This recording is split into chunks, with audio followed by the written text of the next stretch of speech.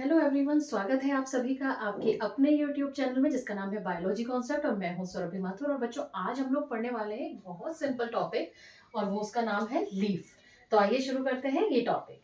बच्चों, इससे पहले जो मॉर्फोलॉजी ऑफ प्लांट्स चैप्टर है क्लास 11 में, उसमें मैंने आपको एक इंट्रोडक्शन दिया था जिसमें मैंने आपको रूट पढ़ाई थी। उसके बाद मैंने आपको एरियल मॉडिफिकेशन ऑफ स्टेम पढ़ाया था, स्टेम का जनरल इंट्रोडक्शन दिया था और आज हम लोग लेंगे लीफ। तो आइए शुरू करते हैं ये टॉपिक।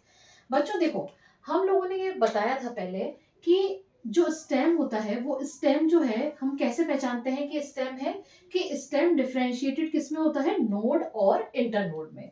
नोड कौन सी स्ट्रक्चर होता है, वो स्ट्रक्चर जहां पर से कि कोई भी ब्रांच या लीफ अराइज होती है। ये भी एक नोड हुई, ये दूसरी नोड हुई, ठीक है। और दो नोड के बीच का एरिया वो क्या कहलाता है, इंटरनोड कहलाता है। ये बिल्कुल बेसिक बात थी जो मैंने आपको पिछले वीडियो लेक्चर में भी बताई थी। और आज का वीडियो लेक्चर भी मैं यहीं से शुरू कर रही हूँ। क्यों? क्योंकि लीफ कहां पर अराइज होती है, लीफ अराइज होती है नोड पे से, ठीक है। तो यहाँ पे मैंने एक लीफ ड्रॉ कर दी, ये देखिए, ये एक लीफ बनी, ठीक है। आज हम इसका स्ट्रक्चर देखेंगे। अब वो जगह जहां पर से कि ये लीफ अराइज होती है उसको तो हम कहते हैं नोड, लेकिन लीफ का वो पोर्शन जो नोड से अटैच होता है उसको हम क्या कहते हैं, लीफ बेस। यानी कि आप ये कह सकते हैं कि लीफ जो है वो लीफ बेस के थ्रू स्टेम की नोड से अटैच होती है। वापस सुनो, मैंने क्या बोला, लीफ का कौन सा पोर्शन, लीफ बेस वाला पोर्शन, वो पोर्शन है जिससे कि लीफ किससे अटैच होती है, स्टेम की नोड से अटैच होती है। और जो लीफ की डंडी होती है ना, जो पत्ती की जो डंडी होती है, ये स्ट्रक्चर जो है वो क्या कहलाता है, वो कहलाता है पेटियोल।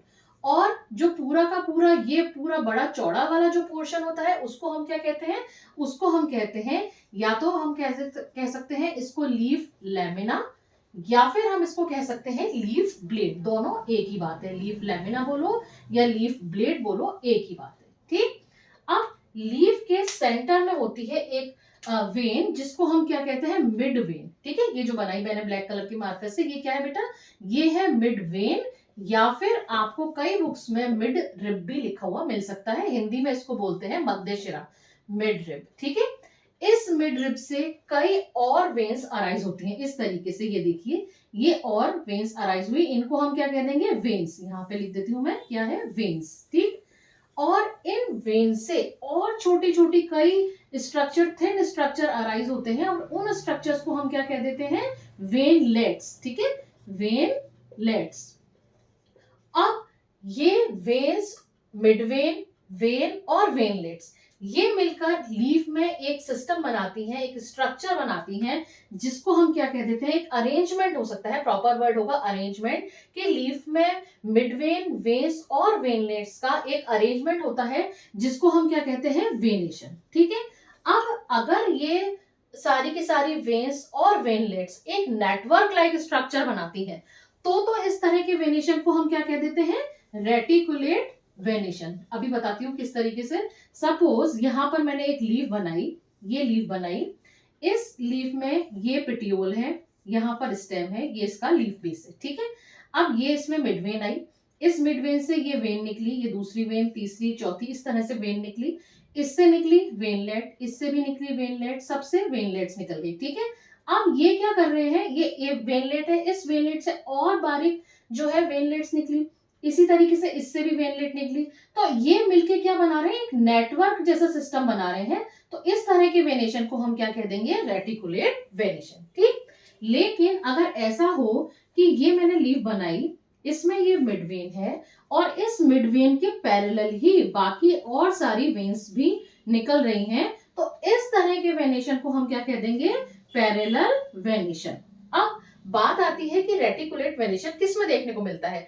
आप पीपल की पत्ती बहुत इजीली आपको अवेलेबल हो जाएगी, उसमें देख सकते हैं।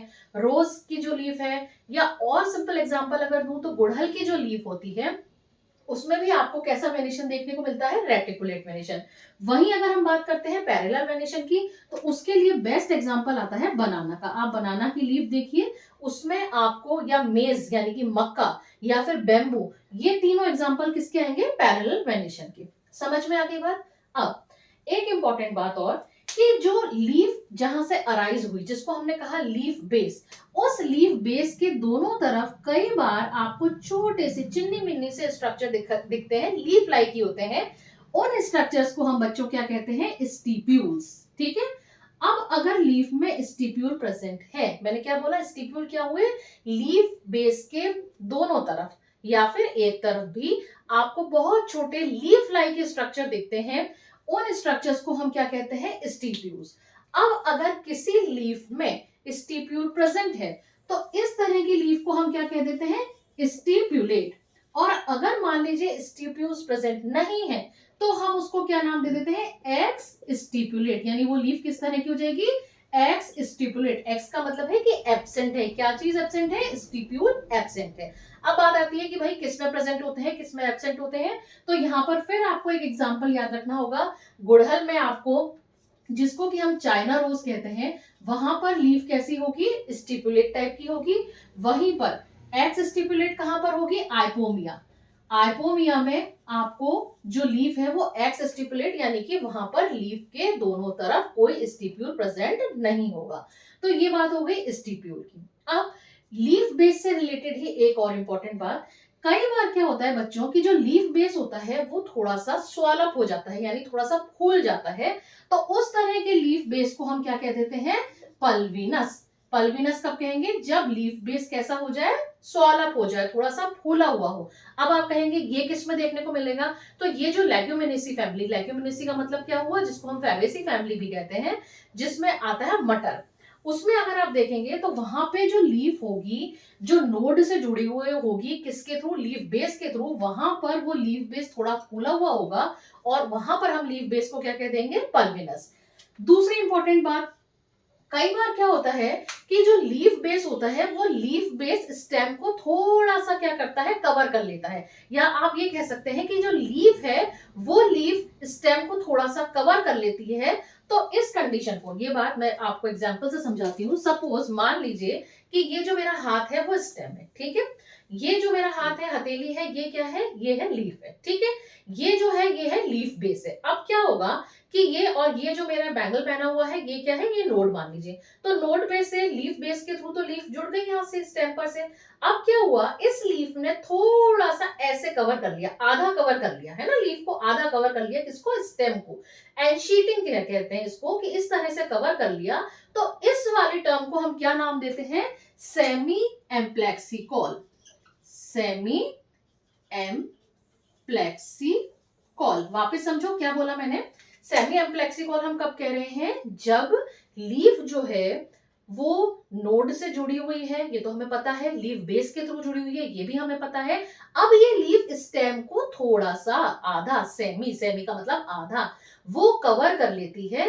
तो इस तरह के स्ट्रक्चर को हम क्या बोलेंगे, इस तरह की लीफ को हम क्या कहेंगे, पर्टिकुलरली लीफ के लिए टर्म आती है सेमी एम्प्लेक्सिकॉल। और ये कंडीशन आपको देखने को मिलती है कैलोट्रोपिस में। समझ में आ गई बात। और जो ये जो बनाया है लीफ का, जो ये वाला पोर्शन है जिसको मैं ब्लू मार्कर से कर रही हूं, ये क्या कहलाता है, ये कहलाता है लीफ मार्जिन। अब लीफ का जो मार्जिन है वो अगर स्मूथ है, यानी उसमें कोई कटाव नहीं है, तो इस तरह की लीफ को हम कहते हैं एंटायर। यानी लीफ का मार्जिन कैसा है, एंटायर, जिसपे कोई कटाव नहीं है। लेकिन जैसे यहां मैंने बताया कि यहाँ पर क्या है, थोड़े से इंसिजन्स है, कटाव है। तो इस तरह की लीफ को हम क्या कह देंगे, इसका मार्जिन कैसा है, डेंटेड, दांतों के जैसा। ठीक, समझ में आ गई बात। तो हमने अब तक क्या क्या पढ़ा कि लीफ के कौन कौन से पोर्शन पढ़े, 3 पार्ट्स पढ़े लीफ के। लेटरल ऑर्गन है, ये तो हम बचपन से ही पढ़कर आते हैं। लेकिन इंपॉर्टेंट बात क्या थी, आप कहेंगे ये भी सब हमने पढ़ा हुआ था, लेकिन जस्ट एक रिवीजन के लिए मैंने आपको बताया है कि लीफ बेस के थ्रू स्टेम की नोड से जुड़ी होती है। जो पत्ती की डंडी होती है वो कहलाती है पिटियोल। जो पूरा का पूरा चौड़ा वाला पोर्शन होता है, ब्रॉड पोर्शन होता है, उसको हम बोलते हैं ये लीफ लैमिना या फिर लीफ ब्लेड। लीफ का ये कहलाएगा, जो किनारे वाला हिस्सा होगा वो क्या कहलाएगा, वो कहलाएगा लीफ मार्जिन। मैंने यहाँ पे ब्लू मार्कर से नहीं किया तो ऐसा मत सोचना, ये भी क्या है, लीफ मार्जिन है। अब ये लीफ मार्जिन अगर ये पूरा स्मूथ है तो हम इसको कह देंगे एंटायर। अगर इस पे इंसिजन प्रेजेंट है दांतों के जैसे तो हम उसको कह देंगे डेंटेड। सेंटर में होगी मिडवेन, मिडवेन से निकलेगी वेन्स, वेन से जो निकलेगी वो कहलाएगी वेनलेट्स। अब अगर ये जो वेन्स और वेनलेट्स का अरेंजमेंट जो है, mid when plus veins plus veinlets, इनका अरेंजमेंट लीफ में क्या कहलाता है? वेनेशन कहलाता है। ये दो तरह का होगा, रेटिकुलेट और पैरेलल।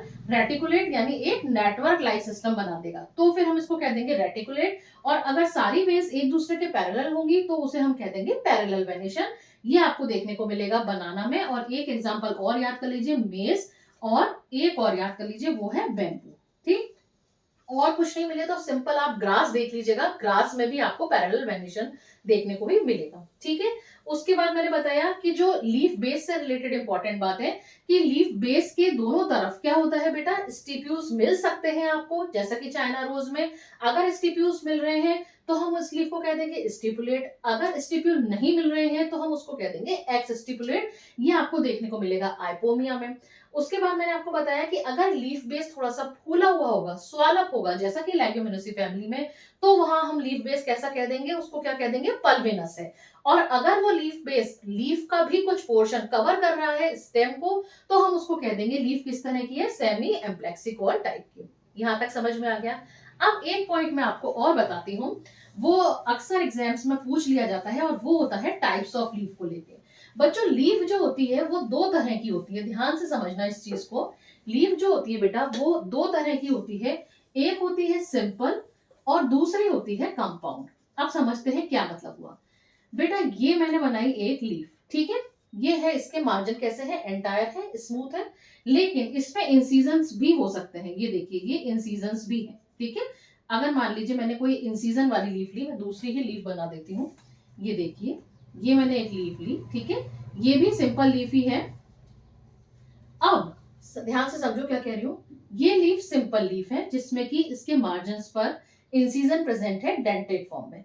अब अगर ये इंसीजन कहां तक पहुंच जाए, मिड रिब तक पहुंच जाए, ये इंसीजन था, ये कहां तक पहुंच गया, मिड रिब तक पहुंच गया, ये दूसरा इंसीजन था, ये मिड रिब तक पहुंच गया, ये तीसरा इंसीजन था, ये मिड रिब तक पहुंच गया, ये चौथा इंसीजन था, मिड रिब तक पहुंच गया, पांचवा इंसीजन था जो मिड रिब तक पहुंच गया, और लीफ क्या हो गई, पार्ट्स में डिवाइड हो गई।